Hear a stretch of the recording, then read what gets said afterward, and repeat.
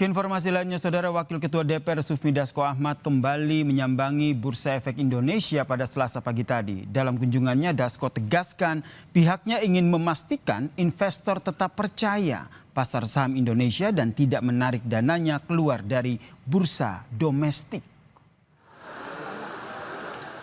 Didampingi oleh Ketua Dewan Komisioner OJK, CEO BPI Danantara, dan juga Kepala BP BUMN, Dasko menyatakan bahwa pemerintah bersama dengan otoritas pasar modal tengah berupaya memperkuat keyakinan investor global maupun domestik agar tetap menanamkan modal di Indonesia.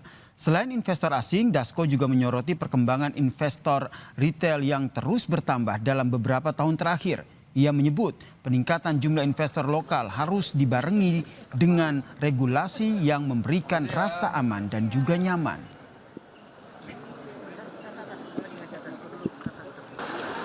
Bagaimana kita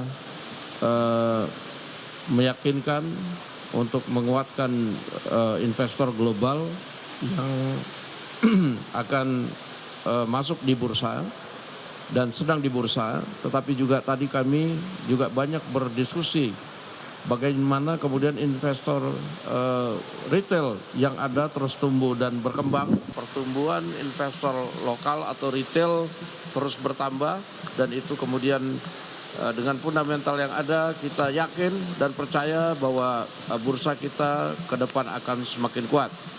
Mudah-mudahan kita akan lihat hasilnya setelah tanggal 29 ini. Semua yang dilakukan atas kerja keras dan niat baik ini akan membuahkan hasil. Sementara itu, Saudara, guna meredam pelemahan nilai tukar rupiah terhadap dolar Amerika Serikat, Menteri Keuangan Purbaya Yudi Sadewa membeberkan strategi agresif pemerintah, salah satunya dengan memutar dana 2 triliun rupiah per hari ke pasar obligasi. Langkah manajemen kas ini diambil guna memancing sentimen positif dan menahan agar investor asing tidak menarik modalnya keluar dari Indonesia. Purbaya tegaskan suntikan 2 triliun rupiah per hari ke pasar obligasi merupakan bagian dari strategi manajemen kas negara, bukan anggaran yang hilang. Menurut Purbaya, pemerintah masih mengantongi dana kas siap pakai sebesar 420 triliun rupiah yang bisa diputar secara berkesinambungan. Intervensi ini diharapkan dapat meningkatkan harga obligasi dalam negeri dan menarik minat asing.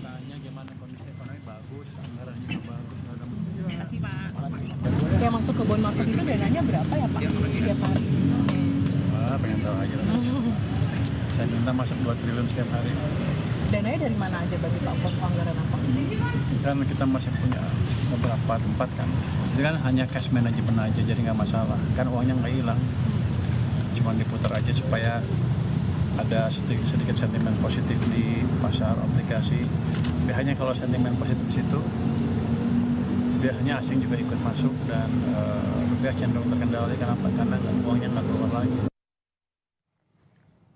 Dari laman bi.go.id, per hari ini nilai kurs jual rupiah per 1 dolar Amerika Serikat menyentuh angka 17.754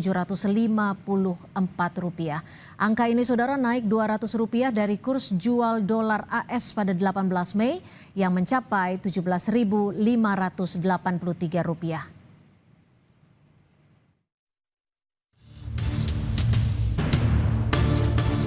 Dolar berapa ribu kan kalian di desa-desa gak pakai dolar. Yang pusing yang itu, yang suka keluar negeri. Ayo, siapa ini?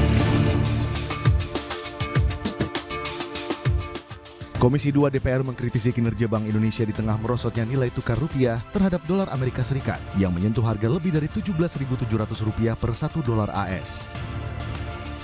Dalam rapat kerja bersama Bank Indonesia, salah satu anggota Komisi 11 DPR dari fraksi PAN, Primus Yustisio, dengan tegas menyarankan Gubernur BI, Peri Warjio, mundur jika tidak mampu menjalankan tugas dengan baik. Tetapi nilai tukar rupiah kita jeblok. Bahkan sekarang ada di level rekor terendahnya terhadap dolar. Indeks kita juga habis, Pak. Merosot turun. Apa yang terjadi saat ini menurut saya pribadi Bank Indonesia saat ini sudah menghilangkan trust. Atau mungkin saatnya sekarang Bapak mengundurkan diri. Tidak ada salah. Gubernur Bank Indonesia, Peri Warjio, menjawab sejumlah kritik disampaikan terkait melemahnya nilai tukar rupiah terhadap dolar AS. Peri bilang rupiah memang cenderung melemah pada periode April hingga Juni, namun BI meyakini rupiah akan kembali menguat pada Juli-September. Fundamentalnya berapa? Average of the year 16.500. Kisaran bawahnya 16.2, kisaran atasnya 16.8. 16.8. Apakah BI yakin akan masuk? Karena sekarang 16.9. Nah ya, rata ya, year to date ya. 16.900 year to date. Dan pengalaman kami kalau April, Mei, Juni memang lebih tinggi.